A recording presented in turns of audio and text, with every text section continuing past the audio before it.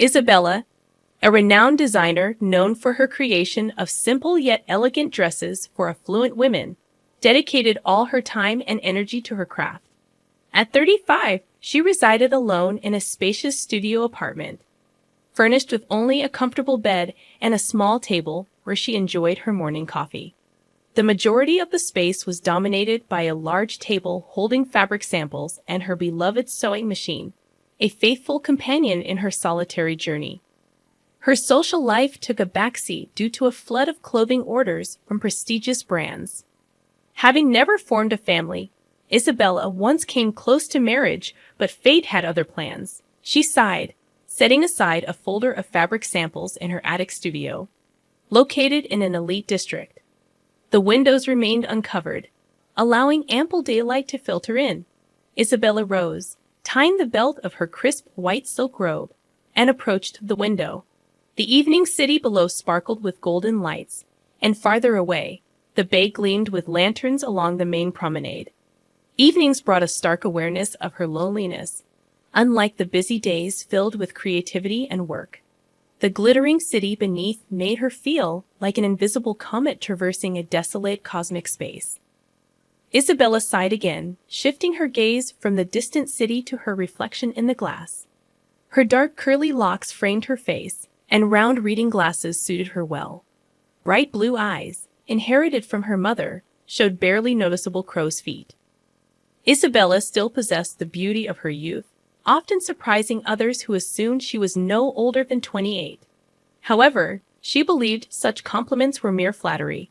Looking into her own eyes, Isabella saw the echo of years spent in solitude, feeling akin to an ancient crone.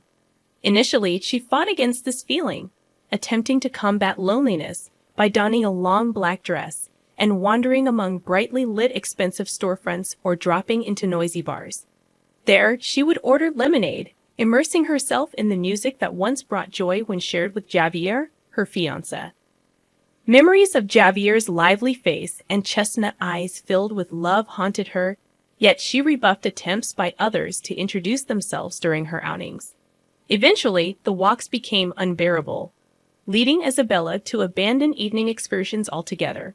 Instead, she immersed herself in her work, watched black and white movies, read, or doodled in her sketchbook until the late hours. Isabella ran her hand through her hair, pushing away memories. Turning from the window, she glanced at the wall clock. A gift from designer Hugo Martinez, its black and white dial showing 10 minutes to 10. Another call was imminent. The unraveling of Isabella's story began 7 years prior, a few months after her failed wedding. Suffering from the sudden disappearance of Javier, her fiancé, on their wedding day, Isabella mourned deeply. Taken in by her sister Mercedes and her husband, Isabella spent days staring blankly at the floral pattern on the wallpaper in a small room under the roof. It was in that room, as night approached and darkness enveloped her, that something peculiar occurred. Her unlit room became a canvas for disjointed images from the past. Memories of laughter, discussions of dreams, and promises of love flooded her mind. She vividly recalled the first date, walks in the park, and evenings by the fireplace. The room echoed with the chime of the old family clock striking 10, coinciding with the illumination of the room by a cold bluish-white light. Her mobile screen lit up with an incoming call from an unknown number ending in 49, the same numbers associated with the house on San Martin Street, where she and Javier had planned to build a life together. A tear rolled down Isabella's cheek as the call ended, only to be followed by the same numbers lighting up once more. Intrigued and somewhat apprehensive, Isabella answered the persistent call, her heart pounding. Yet the only response she received was a haunting silence. The next evening, precisely at 10 o'clock, the routine repeated itself. A call arrived from a different number, yet the enigmatic digits 49 persisted. Pressing the answer button, Isabella faced the familiar silence on the other end. Faint, intermittent breathing seemed to linger in the background, but certainty eluded her. Like clockwork, every day at 10 o'clock, the unknown number would grace her mobile screen, delivering nothing but ringing silence. Despite confiding in her sister about the mysterious calls and being advised to involve the police, Isabella hesitated. A peculiar sense of comfort and hope accompanied these daily occurrences, inexplicably soothing her. 7 years had passed, yet Isabella continued to anticipate the call with the digits 49, as if the universe communicated with her in this cryptic manner. Today, precisely at 10 o'clock, the phone rang once more. Holding it to her ear, Isabella immersed herself in the symbolic silence for a moment. "Good night to you too," she whispered to herself, ending the call. As she prepared to place the phone on the bedside table, it vibrated again in her hand. This time, a familiar number graced the screen. Hugo's name. They had collaborated on a collection 5 years ago, and he had gifted her the watch. Aware of Hugo's long-standing affection, Isabella had maintained a strictly professional relationship. "It's odd that he's calling so late," Isabella mused as she answered. "Hello, darling, how are you?" Hugo's friendly voice greeted her. "Hugo, it's me." "I'm fine. Why are you calling at this hour?" Isabella inquired. "No worries, not asking you out on a date." Hugo chuckled, putting Isabella at ease. It was always challenging for her to decline Hugo's invitations, but she valued their friendship. "Just hear me out," Hugo urged. "My manager called. We've been invited to a major business conference in the capital. Everyone will be there, understand. A golden opportunity to showcase our new collections, attract prestigious clients, and break into the international market." Isabella. The weight of the moment left Isabella momentarily speechless. "I don't even know what to say," she stammered. "What if I can't handle it?" A dissatisfied grumble emanated from the other end. "How can you not handle it? You're a pro. Where else would we find someone like you? You'll ace the collection presentation. I have complete faith in you," Hugo reassured, eliciting a grateful smile from Isabella. Hugo always knew how to support her. "But how did you manage to arrange this?" she asked, curious. For Hugo Martinez, nothing is impossible, he chuckled, affirming his unwavering confidence. With wishes for a good night, Hugo hung up, leaving Isabella lying in bed, her mind buzzing with excitement. She had dreamed of European recognition for so long, but never did she expect Hugo to make it a reality. The subsequent weeks were a flurry of preparation. The collection, still in the sketch stage at the time of Hugo's call, demanded swift action, finding fabric samples, making purchases, and crafting the models. By early May, everything stood ready, with only the final polish needed for the presentation aimed at captivating wealthy compatriots and European businessmen. Hugo emailed the tickets, prompting Isabella to contemplate her attire for the conference. Opting for strict tones with a touch of boldness, she sought to make a memorable impression. Why not wear a hat? Hugo's suggestion resonated over the phone, instantly sparking an image in Isabella's mind. Isabella settled on a light-fitting trouser suit, strategically concealing a slightly protruding belly. Underneath, she wore a thin meshed turtleneck, and atop her head sat a huge pink hat, complemented by matching candy-colored shoes. Hugo gave his approval, dressed in a mint-colored shirt accentuating his bronze tan, light trousers, and the vest. "We definitely won't go unnoticed." Hugo chuckled over the phone, and Isabella concurred. Their hour-long flight had them seated apart. Hugo dozed off, while Isabella reviewed the presentation materials, her nervousness palpable with sweaty palms. Much hung in the balance, her future prospects, and the realization of a long-standing dream. The woman couldn't fathom the significance this business meeting would hold for her. The prior evening, precisely at 10 p.m., the mysterious call had come again. In a moment of unexpected spontaneity, Isabella had declared, "Tomorrow, my dream will come true." Silence lingered on the other end, yet Isabella sensed a silent sigh. Before landing, she managed a brief 10-minute nap, accompanied by a peculiar dream. Walking down the street in a pink hat under bright sunshine, she suddenly remembered the impending conference. In a rush to call Hugo, she realized her phone was missing. Panic set in as a hurricane wind snatched her hat away, leaving her in despair as darkness descended, accompanied by the tolling of a bell -10 strikes. Upon awakening, Isabella found herself still in the grip of the vivid dream. Javier, her ex-fiancé, rarely visited her dreams, and this time he appeared as a tangible presence. The unsettling feeling lingered as the plane descended. Upon landing, Hugo's concern was evident. "You look so pale, Belle. Did you have a rough flight?" he asked. "I'm fine, Hugo. It'll pass soon," she reassured. Hugo handled their luggage, called a taxi, and took charge, allowing Isabella a moment to collect herself. Despite feeling unwell, she pressed on. Arriving at the hotel, Hugo assisted with check-in and accompanied her to her room, emphasizing the importance of a good night's rest. "Sleep, sleep, sleep," he encouraged. Isabella, still in the throes of her emotions, entered her room, showered, and nestled under the fluffy blanket. At 10 o'clock, the anticipated call never came. Isabella waited for minutes that stretched into half an hour. By midnight, tears flowed, the first time in years. "Where are you?" she whispered in despair.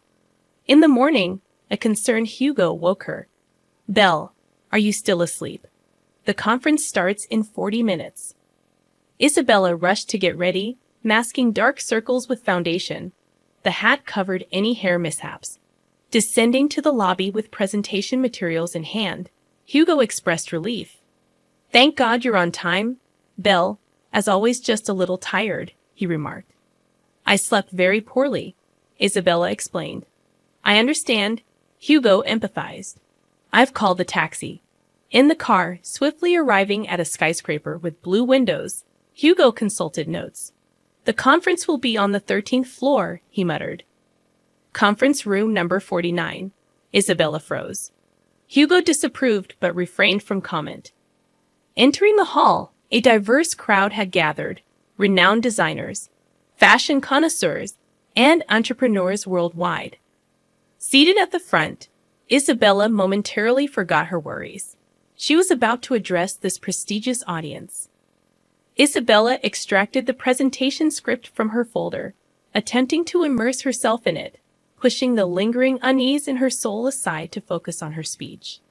The hall gradually filled with new faces, but Isabella hardly noticed. She only looked up from the text once to confirm that the rail displaying samples of her collection adorned the stage. Bright green feathers on dresses and the golden shimmer of sequins on jackets instantly caught her eye.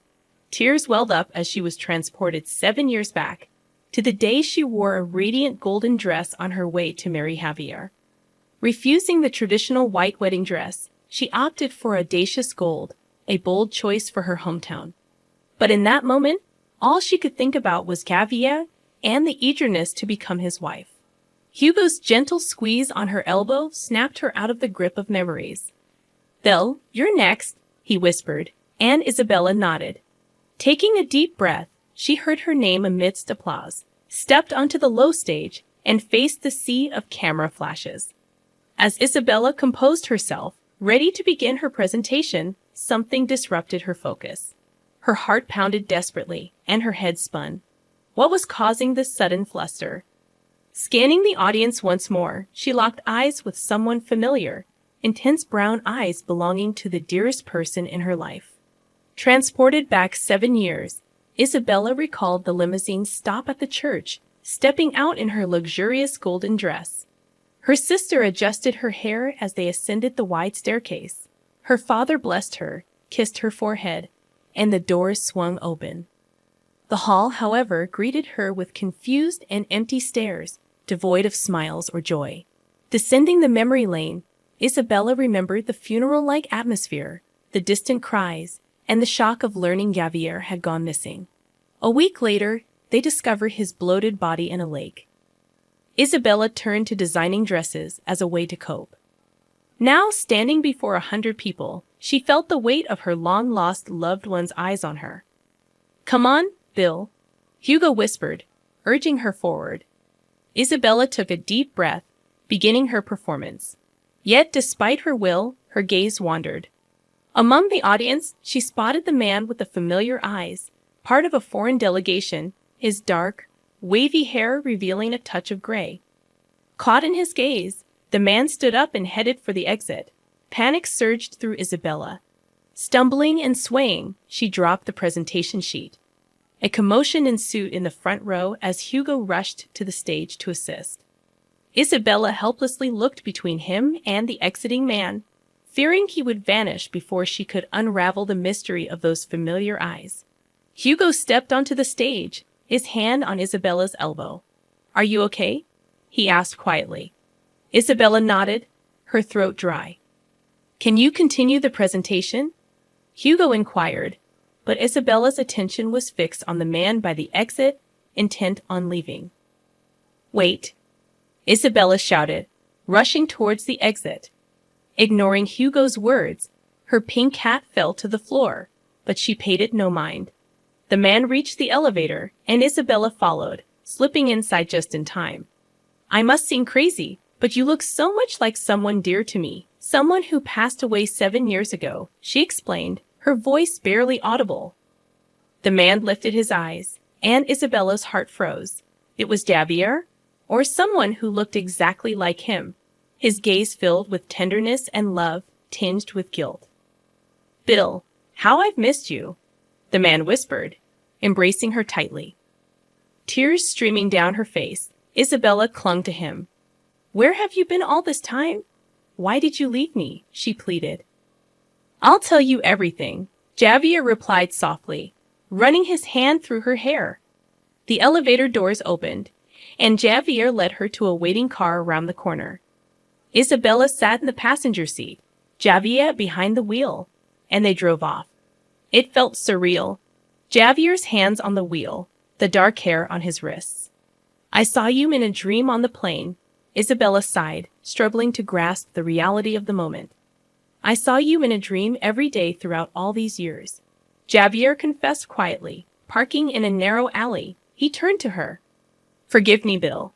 I couldn't do otherwise," he said. As Isabella leaned forward, suspicion crept in, but Javier gently asked her not to interrupt. "I couldn't put you in danger, Bill, so I staged my own death," he confessed, causing Isabella to burst into tears. "How could you, Javier? How could you?" she asked. "I almost died of grief when I found out you had drowned. I almost went crazy. And all these years, why did you leave me for so long? Why didn't you get in touch? It would have been enough just to hear from you," Isabella questioned, her emotions pouring out. "All this time, I had to hide. You can't imagine how dangerous they are, Bill. Yes, I was afraid for myself, but most of all for you," Javier explained, his eyes reflecting the weight of his hidden struggles. "I called you every evening." Isabella was thunderstruck. "So it was you," she sighed, her heart flooding with mixed emotions. Javier gently stroked her cheek, his touch a balm to her soul. "I thought about you every minute of every hour of every day of mine. I missed you so much, my love." Isabella nestled against him, her voice filled with longing. "Me too. But why didn't you call yesterday?" she asked, puzzled by his absence. "I was on a plane," Javier simply replied, his eyes filled with warmth. "And I knew that tomorrow I would finally see you." Isabella moved away slightly, her gaze searching his eyes for answers. "But why did you leave all these years? I've been following your success. When I found out you were going to participate in the biggest business conference, I suggested to my company to become your investor. I really wanted your dream to come true. When you stepped onto the stage in your enchanting outfit, I almost went crazy with the desire to touch you, but I couldn't approach. I didn't want to ruin everything by disrupting your presentation. I never thought you would notice me in the audience. I was afraid of breaking your life again. You've come so far, become famous nationwide. There was no room for me in your life." Isabella shook her head, tears brimming in her eyes. "Career could never replace what I've lost. You've always been everything to me." "Oh, Belle," Javier uttered, salty drops rolling down his face, revealing the depth of his emotions. Isabella held him close, feeling his vulnerability, a familiar sensation stirring within her, a longing to care for him, to ease his burdens. What will become of us now? Isabella whispered, her voice trembling with uncertainty. I don't know. I'm free from them now, but it's not certain. In this business, you can never be 100% sure. I'm afraid it's still not safe for me. Isabella squeezed his hand, her heart heavy with worry. I don't care. Life without you doesn't make sense. Javier ran his hand thoughtfully through her hair, contemplating their future. Are you sure? He asked softly. Isabella nodded without hesitation. Javier sighed, pulling her closer, his touch reassuring and tender. Then he kissed her, a promise of a new beginning, and started the car, embarking on their journey together.